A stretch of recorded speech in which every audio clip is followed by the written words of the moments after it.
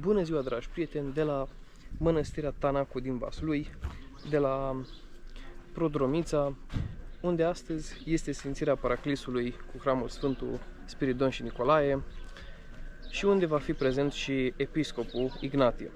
Și veți vedea câtă lume este aici și cât de frumos este totul aranjat. Vizionare plăcută!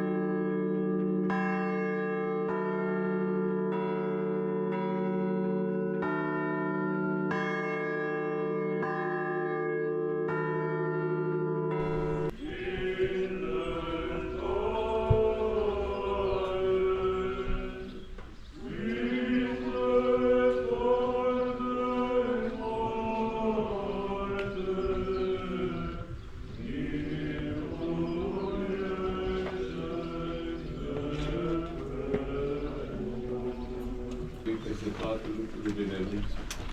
Mărturisească-se ție, Doamne, toate lucrurile tale și cuvioșii tăi să te binecuvânteze.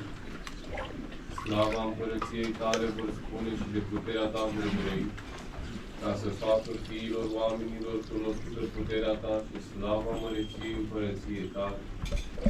Împărăția ta este împărăția tuturor veacurilor și stăpânirea ta într neamuri și neamuri. Credincios este Domnul întru toate cuvintele sale și cuvios întru toate lucrurile sale. Domnul sprijină pe toți cei ce cad și îndreaptă pe toți cei ce cad. Ochii tuturor pe cine ne nădăjduiesc și tu le dai lor pradă la bună vreme. Deschizi prin mâna ta și satul pe toți ce buze bunăvoință. Drept este Domnul întru cuvintele sale și cuvios întru toate lucrurile sale. Aproape este Domnul de toți ce se înseamnă cu El într adevăr. Voia celor ce se tem de El o va face și rugăciunea lor o va auzi și va mântui pe Domnul. Domnul păzește pe toți cei ce îl iubesc pe El și pe toți ce se va pierde. Lauda Domnului va grăi gura mea și să binecuvânteze tot trupul numele cel sfânt al Lui. În veac și în veac și în veac.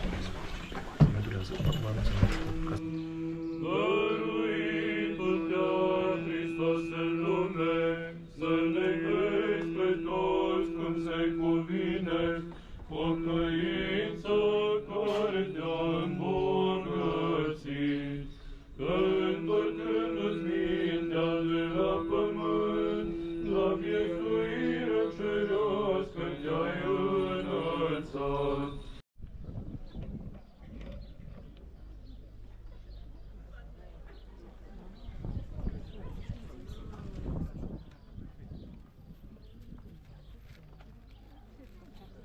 Mulțumim, sănătate și bucurie și vă mulțumim pentru răbdare. Doamne ajută! Între timp a început vântul să bată și am găsit o bancă așa faină, la umbră, chiar la intrare, cum intri pe poarta mănăstirii. Și de aici de unde stau se văd și clopotele, foarte frumos.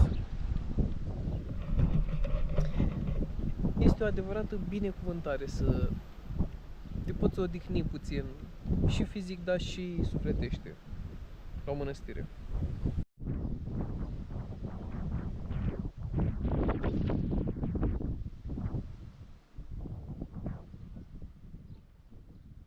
Părinte, mergând așa, văd că este prima biserică făcută, nu? Zic bine? Asta este prima biserică făcută? Da, este prima biserică făcută pe teritoriul mănăstirii.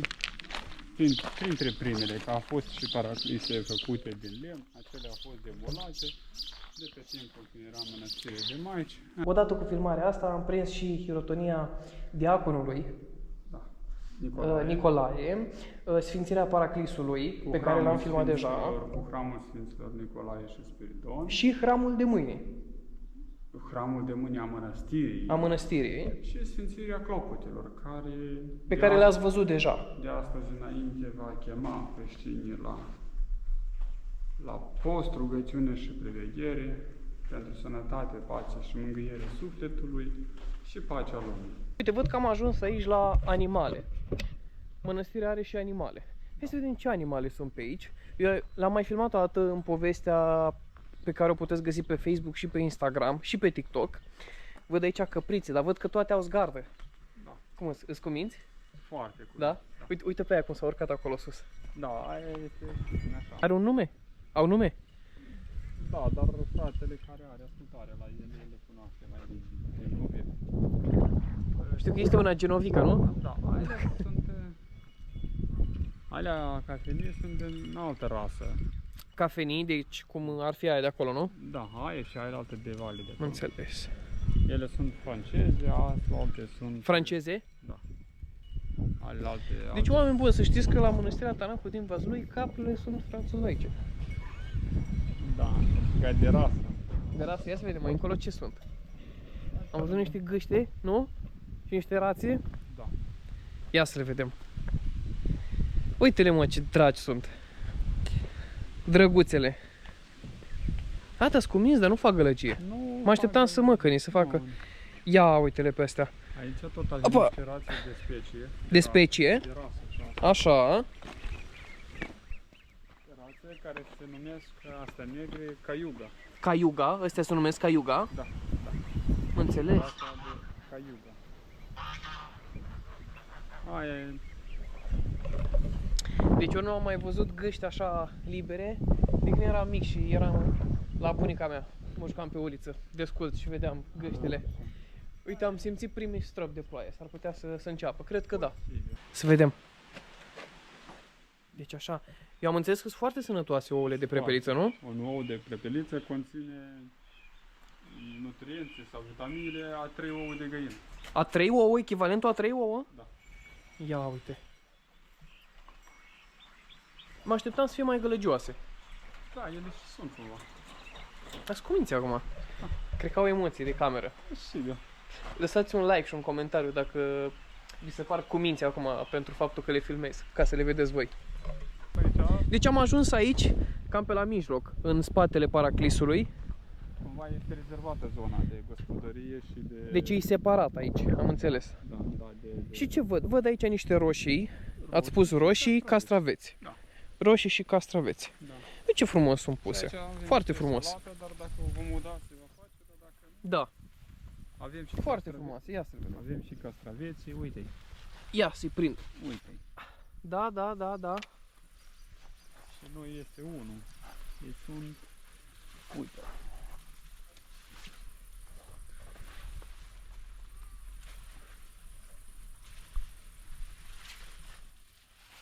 Oare sunt mai gustoși castraveții la mănăstire? Cred Da. că da, că sunt făcuți cu mai multă rugăciune. Da, frate, și știi că nu sunt stropiți nici cu un fel de chimical. Deci nu-i stropiți cu nimic. numai apă. Deci doar apă. Uite. Așa.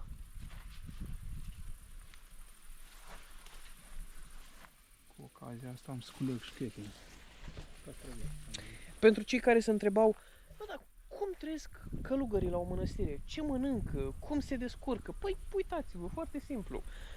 Și-au plantat roșii, și-au plantat castraveți. Sunt aici copaci cu mere, am văzut mai încolo, veți vedea, cu pere, vișine. Ce copaci fructiferi mai sunt pe aici?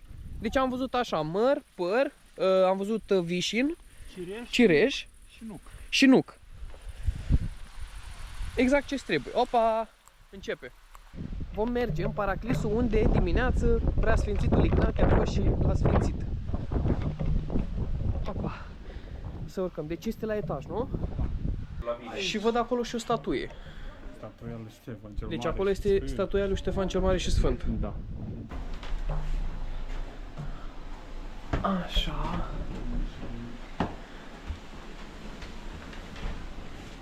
Acesta este Paraclisul care a fost sfințit astăzi. Cu hramurile Sfinților Ierarh Spiridon și Nicolae. Da. Mă așteptam să fie mai mare.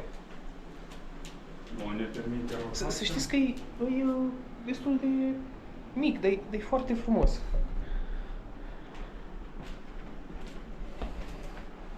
Și l-avem sus acolo pe Sfântul Cleopa de la Sihăstria și bănuiesc că în partea asta la altă este Sfântul Paisie, nu? Da, Sfântul Paisie. Foarte frumos. Așadar, dacă ajungeți la Vaslui, la Mănăstirea Prodromița, mai aveți un obiectiv în plus de văzut, adică Paraclisul de sus. Să rămână, Părinte! Ajutor la Domnul cel ce cu ceea și pământ. Să fii sănătos, Alexandru. Să rog Sfânta Cruce, Sfânta Evanghelie, Sfânta Masă. Așa mergem pe jurul mesei. Deci doar astăzi, pentru că a fost evenimentul, s-a putut intra. Astăzi și mâine o să se prelungească, pentru că mâine oficial e ziua de hram. Dar astăzi așa a fost cu programul Preasfințitului și de asta s-a făcut un pic mai devreme. Dar și mâine, pentru cei care... Când a fost făcut Paraclisul? Anul trecut, 2025. Deci anul trecut s-a făcut. Da, da. Aici și un moment de bucurie.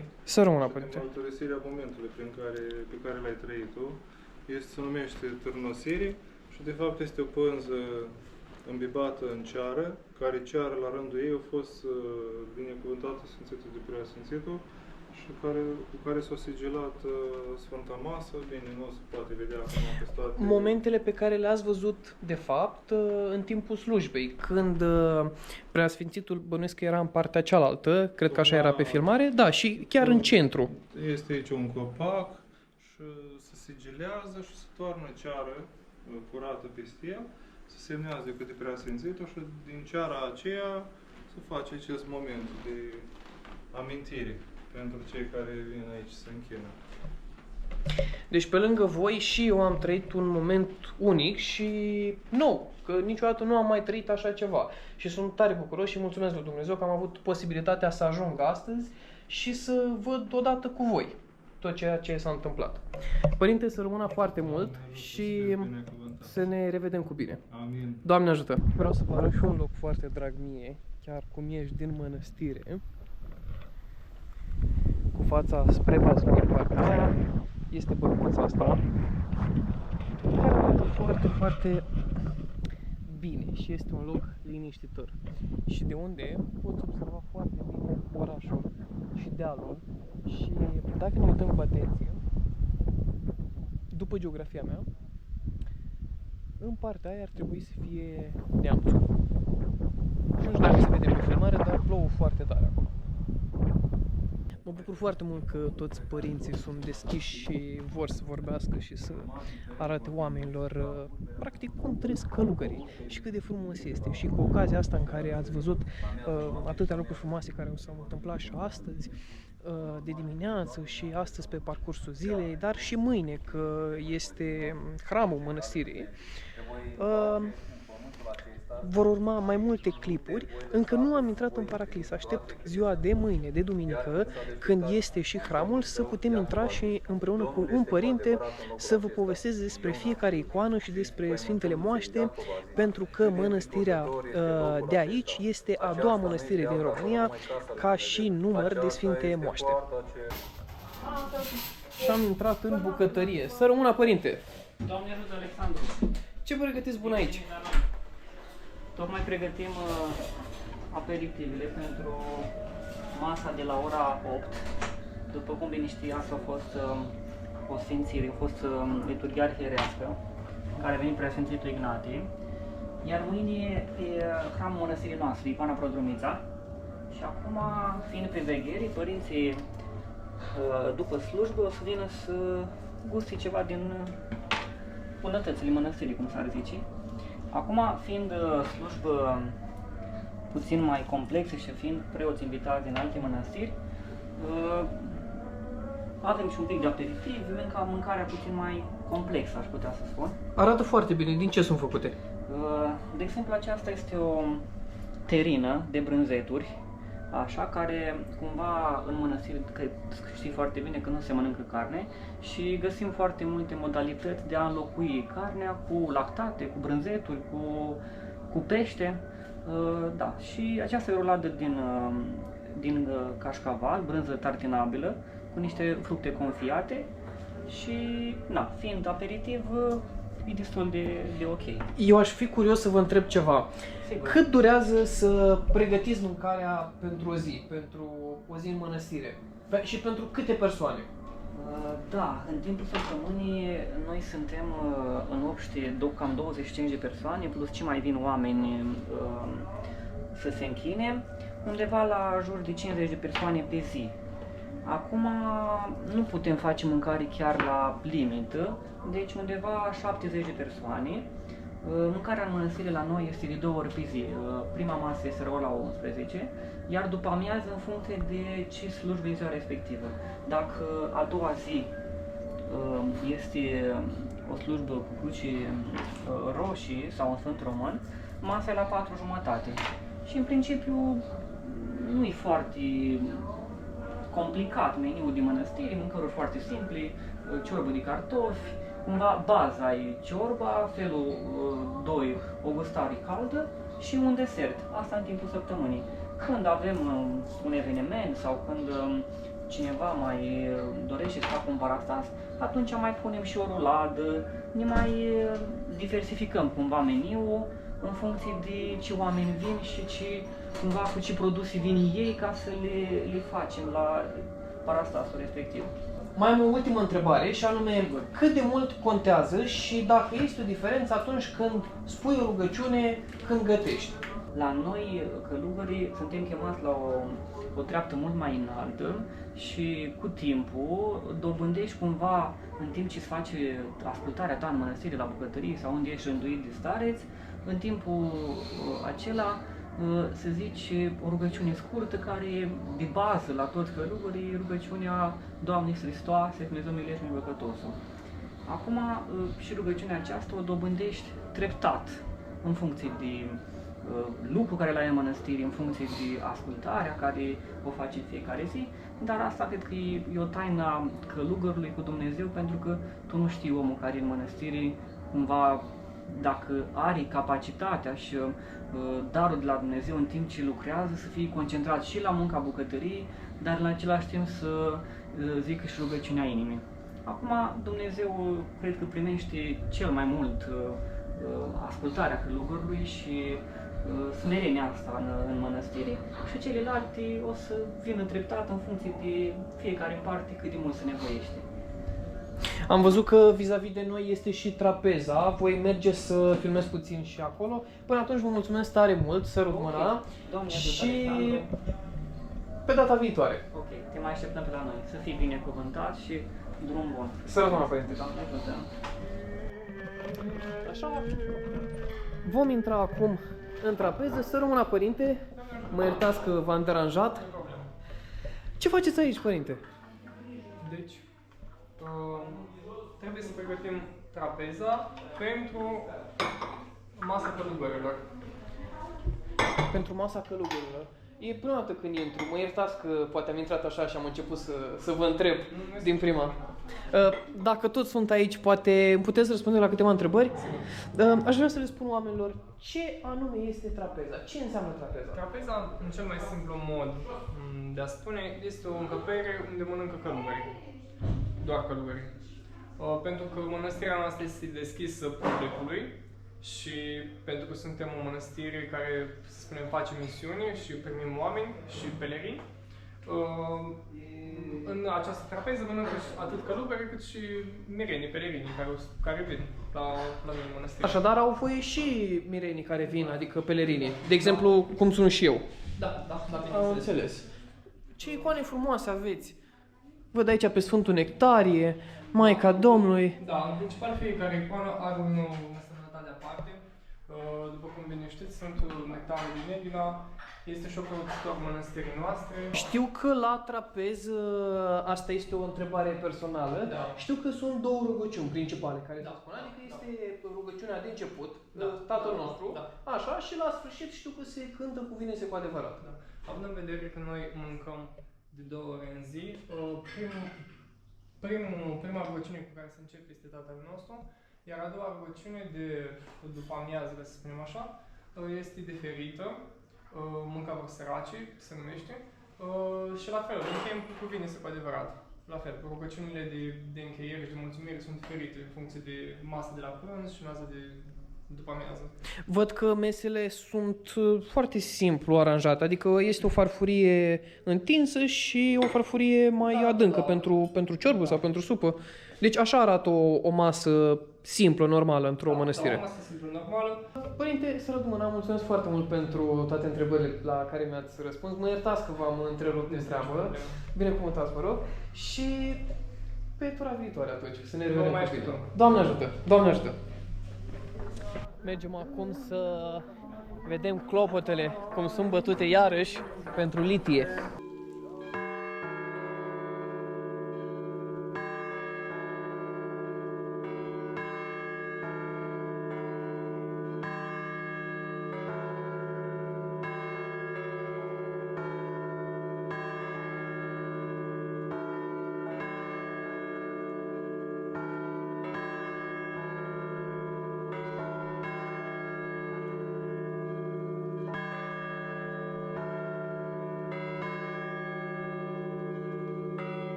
Bună dimineața de duminică, din ziua în care a început și hramul. Am luat 2 lumânări și voi merge acum să le aprind cu voi. Pe toți cei ce au venit să se închine ție. Bucură-te ceea ce icoana dulce sărutare ești cu luna Filoteului. Bucură-te călăuzitoare obștii Xenofontului. Bucură-te împărăteasa tuturor lauda Vatopedului. Bucură-te, gravnică, ascultătoare a închinătorilor Domniarului. Bucură-te, semn de milostivire în icoană de la Chilandar vădită. Bucură-te, amari lavre, ocrotitoare, al cărei glas Sfântul Ioan cu Cuzel ți l-a auzit. Bucură-te, cea căreia ți-au cerut ajutor stareții Pantocratului. Bucură-te, Maica Lumii și Comoare. Să vă iau cu mine să vedeți cât de frumos se vede acum ceața, cum se ridică din dealurile din vale, pentru că mănăstirea este mult mai înaltă.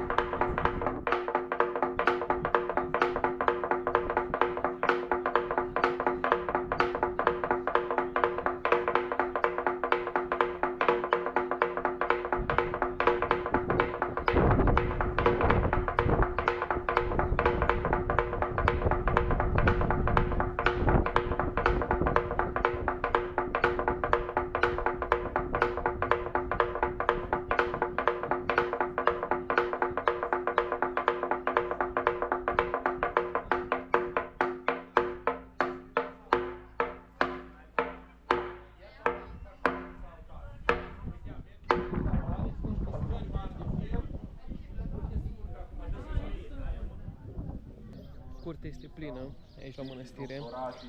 Au venit oameni de peste tot prin țară și este foarte frumos să vezi că oamenii sunt așa de interesați și se bucură totodată toți la un loc. Acum vom intra și în paraclisul care poartă hramul Acoperământul Maicii Domnului, unde este locul al doilea din România, cele mai multe sfinte moaște. Sărăuna Părinte! Bine ați venit la Mănăstirea Prodromița, unde e locul Maicii Domnului, cu cum a spus, foarte multe odoare și am să vă prezint așa, câte un pic dintre ele, ca să vedeți câtă bogăție o rânduit Bunul Dumnezeu să ajungă în locul acesta. Chiar dacă El a trecut de multe ori mănăstirea noastră prin mai multe încercări, așa cum spune Sfântul Atanasie cel Mare, pe această piatră voi zidi biserica mea și porțile iadului nu o vor birui, cum spune Mântuitorul. Iar Atanasie cel Mare spune că porțile iadului sunt gurile oamenilor răi. Chiar dacă lucrul acesta s-a întâmplat, iată că Dumnezeu a rânduit să înflorească mai mult locul ăsta și să ajungă la o mai mare înflorire și mai mare sporire. Și acum, după să mergem așa puțin, să vedem și din câteva icoane și câteva odoare, să le prezentăm. De unde să începem? Să începem de aici la icoana Maicii Domnului. Aici icoana Maicii Domnului, vedeți care este cu acoperământul Maicii Domnului și foarte frumos, cu Maica Domnului care este împărăteasa heruvimilor și a serafimilor. Cum vedem, spune foarte frumos un scriitor rus, Paul Evdokimov, iată picea care nu cu puterea, nu cu armi, cum fac oștenii, nu cu lucruri din acestea, a ajuns să fie împărăteasă, ci cu smerenia și cu rugăciunea ei a ajuns să fie împărăteasa îngerilor și împărăteasa tuturor puterilor cerești. Și aici avem degetul Sfântului Apostol Luca, care a pictat icoana Maicii Domnului. Vedem aici degetul Sfântului Apostol și Evanghelist Luca, cel care a fost primul care a pictat o icoană. O icoană cu Maica Domnului. Aici avem o părticică din Sfântul Ioan Botezătorul, cel care a fost prietenul Mântuitorului, cum se spune, prietenul mirelui, cel care l-a botezat pe Mântuitorul Iisus Hristos, iar aici o părticică din moaștele Sfintei Maria Magdalena. Există un lucru foarte frumos, se spune despre Maria Magdalena, că la un moment dat, după ce a trecut, când a fost pus Mântuitorul Iisus Hristos în mormânt, femeile mironosiți, așa cum sunt femeile care poartă mereu grijă, s-au gândit să mai meargă încă o dată ca să mai ungă cu miresme trupul Mântuitorului Iisus Hristos. Și pentru curajul lor, pentru bărbăția lor, pentru că acolo erau ostași romani, erau multe gărzi romani, dar ele, mânate de curajul ăsta, s-au gândit, așa cum era în Israel rânduiala, să mai ungă un pic cu miresme trupul Mântuitorului Iisus Hristos. Și Mântuitorul, pentru curajul, pentru bărbăția lor, le-a întâmpinat și le-a zis, pace vouă, bucurați-vă. Iar Maria Magdalena a căzut la picioarele Mântuitorului Iisus Hristos și s-a atins cu mâna de picioarele Lui. Iar mâna ei, noi avem aici o părticică, dar mâna ei se află în Muntele Athos, la Mănăstirea Simonos Petra, și a rămas așa, tocmai din vremea aceea, ca și cum e caldă. Și să văd venile ca și cum ar fi vii. Mâna Sfintei Maria Magdalena, care s-a atins de Iisus Hristos, care e viață și care este Dumnezeu. După aceea avem aici câțiva papucei care i-au purtat Sfinții, Sfântul Cuvios Dionisie din Grecia, de Zachintos, Sfântul Patapii, Sfântul Cuvios Patapii din insula Corint, care străjuiește acolo la Lotrachii, la mănăstirea la Corint. Foarte frumos, papucii cu care au fost încălțați Sfinții. După aceea îi avem pe cei trei mari cuvântători de Dumnezeu. Spune Sfântul Maxim Mărturisitorul că atât de mare a fost lucrarea lor, Sfinții Trei Ierarhi, Vasile, Grigori și Ioan Gură de Aur, că dacă n-ar fi fost ei, Mântuitorul ar fi mai fi trebuit încă o dată să se întrupeze, că atât de multe erezii și atât de multă răutate se împrăștiase, dar ei au fost cei care au stat în fața acestor erezii, mai cu seamă și spunem despre Sfântul Grigori Teologul, când a plecat din Constantinopol, că mai lăsase doar o singură biserică ariană. Atât de mare luptător a fost și atât de multe lucruri frumoase au făcut pentru Biserica lui Dumnezeu. După aceea mai avem aici și pe Sfântul Ioan cel Milostiv, Patriarhul Alexandriei, aici uitați în acest baldachin micuț, care se spune în viețile Sfinților că atât de milostiv era, încât dădea tot de la Palatul Patriarhal. De acolo, de unde era el patriarh, și Dumnezeu îi spunea, vrei să ne întrecem între noi care e mai milostiv? Pe o parte îi dădea și pe o parte îi vinea alte căruți cu aur, cu grâu și Dumnezeu, cu cât dădea El, cu atât mai mult îi înmulțeam. După aceea aici îl avem pe Marele Arhiereu al Mirilor Lichii, Sfântul Ierarh Nicolae, care știm cu toții lucrarea sa pe care a desfășurat-o și implicarea sa pe care a avut-o la Sfântul Sinod, la Întâiul Sinod Ecumenic, când i-a demonstrat lui Arie că Dumnezeu este Dumnezeu în două ființe, și omenească și dumnezeiască. El are două firi, amfilogos, amfilog. Vedeți? Amfi dublu și logos cuvânt, cele două firi ale Mântuitorului Iisus Hristos. După aceea mai avem aici și moaștele Sfântului Longin Sutașu, cel care, fiind ostaș roman, stătea acolo lângă crucea Mântuitorului și când a văzut toate lucrurile astea frumoase, cum toată zidirea s-au mișcat la îngropare, la răstignirea Mântuitorului, cum pietrele s-au despicat, cum soarele s-a întunecat, cum luna s-a înroșit, cum catapeteasma s-a rupt în două, văzând toate aceste minuni, el a spus, cu adevărat, acesta Fiul al lui Dumnezeu a fost. După aceea aici mai avem și o părticică din moaștele Sfintei Împărătese Elena, care știm cu toții câte lucrări frumoase a făcut, câte biserici, mai ales că a descoperit și crucea la Ierusalim pentru Fiul Său. După aceea îl avem pe Marele Ostaș, Sfântul Mare Mucenic Gheorghe, Sfântul Mare Mucenic Gheorghe, care aici, în zona noastră, este foarte iubit și foarte cinstit, pentru că aici unde, în zona aceasta a Vasluiului, a avut loc lupta de la Vaslui. Și mărturisesc cronicile vremii și spun că atunci când Sfântul Ștefan ieșea la luptă, otomanii vedeau un ostaș mare deasupra oștirii Moldavii cum tăia turcii. Și era Sfântul Gheorghe. Și el nu ieșea decât cu chipul său pictat pe steagurile de luptă. După aceea o avem și pe Sfânta Eufimia, care la Sinodul 4 Ecumenic a demonstrat printr-o scrisoare că Dumnezeu, care este credința cea adevărată, a demonstrat credința adevărată Mântuitorului Iisus Hristos. După aceea aici îl avem pe Sfântul Grigorie Palama, prea îndumnezeitul aminte. Vedeți o părticică foarte mare din moaștele Sfântului Grigorie Palama. El stătea acolo în muntele Atos și toată viața lui se ruga așa, cu rugăciunea aceasta: Doamne, luminează întunericul inimii mele, pentru că din inima omului pornesc toate lucrurile.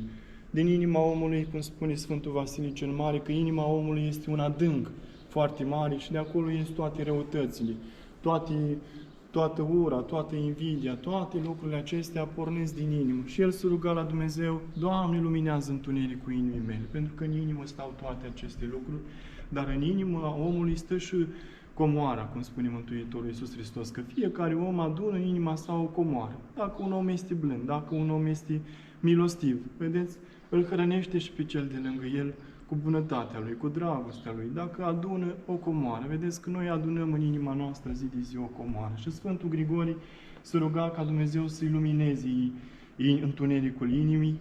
Și el mai avea o vorbă, un cuvânt foarte frumos, el a scris foarte multe lucruri și spunea că cele cerești la cele cerești.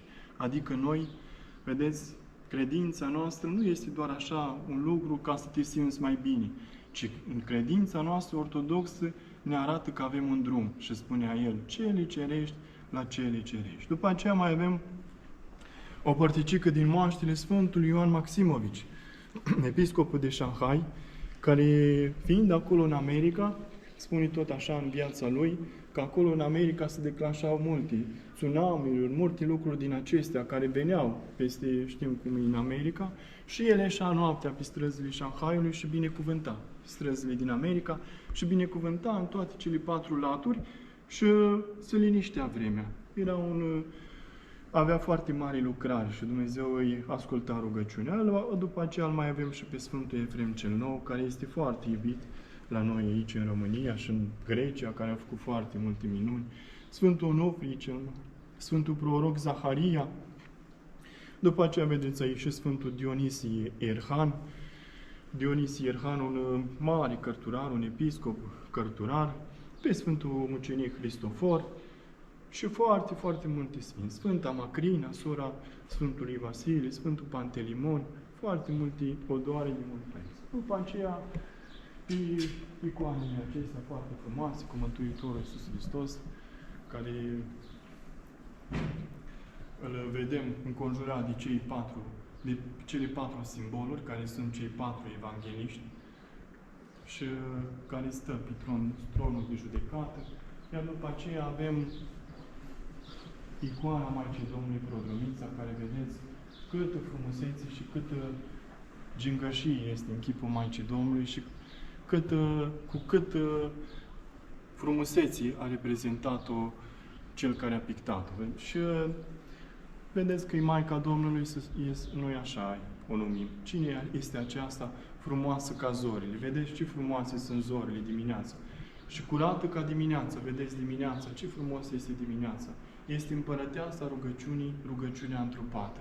De ce spune lucrul acesta? Pentru că nimeni nu s-a rugat mai mult decât Maica Domnului.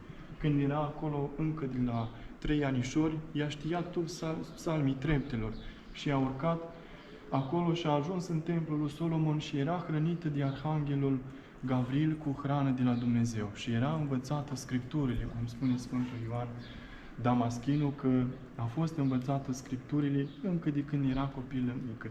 Și ea se ruga la Dumnezeu: Doamne, dacă aș putea, pentru că știa Scripturile, dacă aș putea să o slujesc, măcar pe cea care te va naște pe tine, neștiind că ea este cea care va naște. Și spune Sfântul Grigorie Palama, iar facem referire la el, că Maica Domnului este prima monahie, este prima călugăriță.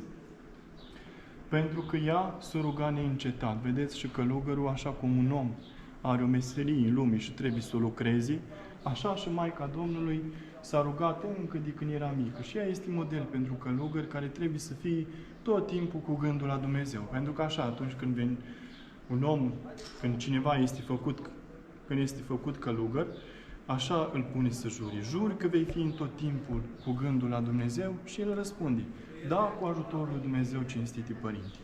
Ea este fecioară înainte din nașterii, adică este pururea fecioară, ca și călugărul care votează votul acesta al feciorii, este fecioară în naștere și este fecioară și după naștere.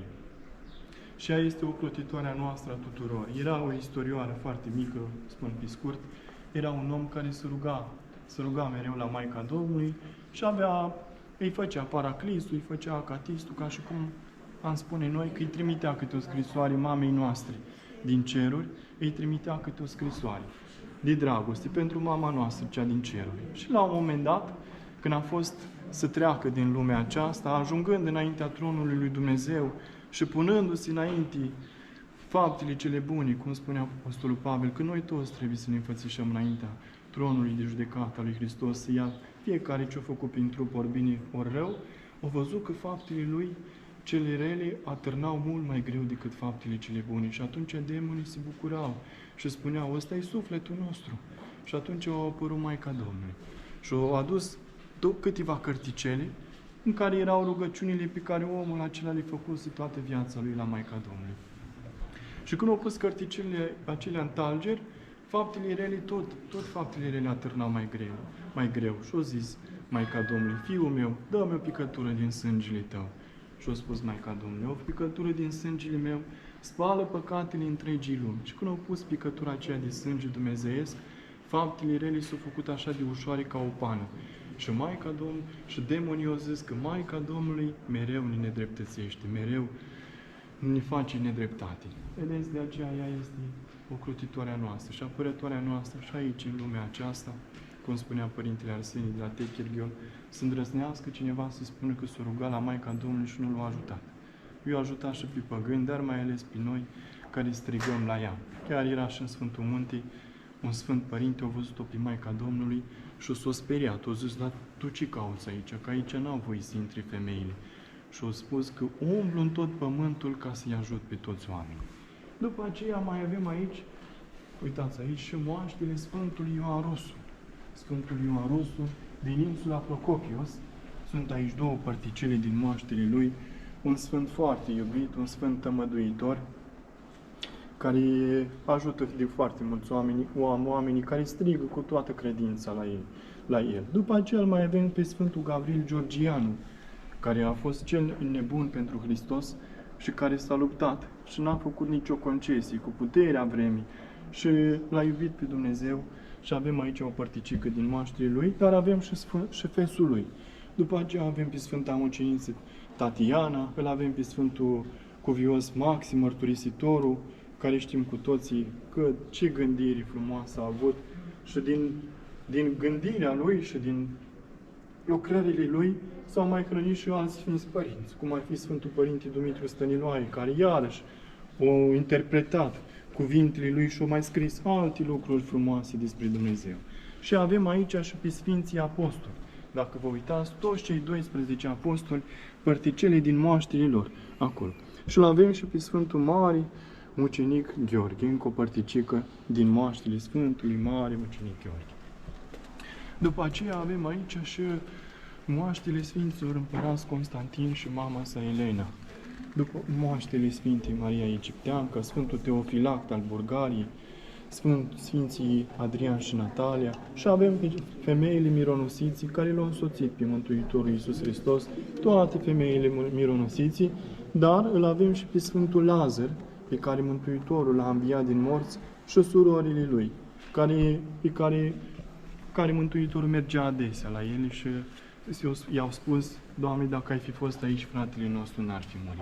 După aici avem o părticică din moaștele Sfântului Tămăduitor și Mucenic Pantelimon, Sfântul Mucenic Pantelimon și Sfântul Mucenic Dimitrie, izvorătorul de mir. Vedeți aici o părticică din moaștele Sfântului Mucenic Dimitrie, izvorătorul de mir. După aceea avem aici icoana cu Sfântul Nectarie. Noi îl cinstim foarte mult pe Sfântul Nectarie și facem în fiecare duminică seara priveghere de toată noaptea în cinstea lui.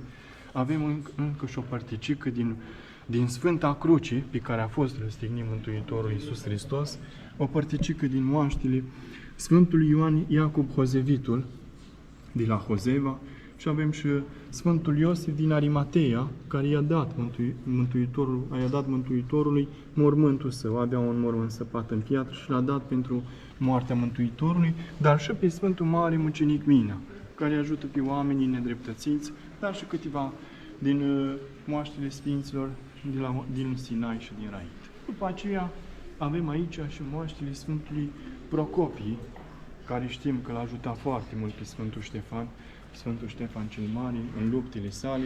Îi avem și pe cei doi apostoli, Sfântul Iacob cel Mic și Iacob cel Mare, și pe Sfinții Apostoli Petru și Pavel, care au fost cei care au răspândit credința în toată lumea aceasta. Spune un învățat român, Petrițuția, când vorbim despre Apostolul Pavel, vorbim despre Europa, despre Balcanii noștri, pentru că el a fost aici în Balcani și a propovăduit credința aici și la noi și în toată lumea aceasta și prin călătoriile sale misionare. După aceea mai avem aici Sfinții Mucenici, niște papucei de la Sfinții Cuvioși, Gerasim, Chefalonitu, Sfântul Ierar Spiridon, cu care au fost încălțați ei și care sunt plini de har pentru că au fost purtate de către Sfinți. Iar aici îl avem pe Sfântul Ierar Spiridon, marele ierar care și-a demonstrat alături de Sfântul Ioan, Sfântul Nicolae, la Sinodul I, Dumnezeirea Mântuitorului Iisus Hristos, prin minunea pe care a făcut-o cu cărămida. Și aici avem degetul lui, degetul Sfântul Ierar Spiridon. După aceea îi mai avem aici pe Sfinții Ciprian și Justina. Sfântul Ciprian, care era vrăjitor și care a adus-o pe Sfânta care a fost adus de către Sfânta Justina la credința cea adevărată. Îl avem pe Sfântul Bonifatii, care este, să zice, ocrotitorul bețivilor și care a Sfânta Aglaia, care i-a spus Sfântul Bonifatii că o să-ți aduc o părticică din moaște și chiar din moaștele lui. După aceea îl avem pe Sfântul Haralambi, bunicul nostru, care era tot un mare ierar, care l-a propovăduit pe Dumnezeu până la peste 100 de ani, și pe Sfântul Vlasie. Despre Sfântul Vlasie se spune că atunci când săvârșea Sfânta Liturghie în pădure, se adunau toate animăluțile și ascultau Sfânta Liturghie și după aceea plecau. După aceea pe Sfântul Ștefan, care este arhidiacon și care a fost ucis cu pietre. Aici îl avem pe Sfântul Onufrie cel Mare, care a fost un puznic de la începutul veacurilor creștini, de pe timpul Sfinților mari luminători, Sfântul Antonie, Sfinții Faruri Călăuzitoare, Antonie cel Mare, Macarii, de pe timpul lor, dar și pe Sfinții Doctori fără de arginți, Cosma și Damian. După aceea avem pe Sfântul Mucenic Artemii, care semăna foarte mult cu Mântuitorul Iisus Hristos, Sfânta Paulina, Sfânta Muceniță Marcela și foarte, foarte multe sfinți. Iar aici avem moaștele Sfintei Aurelia.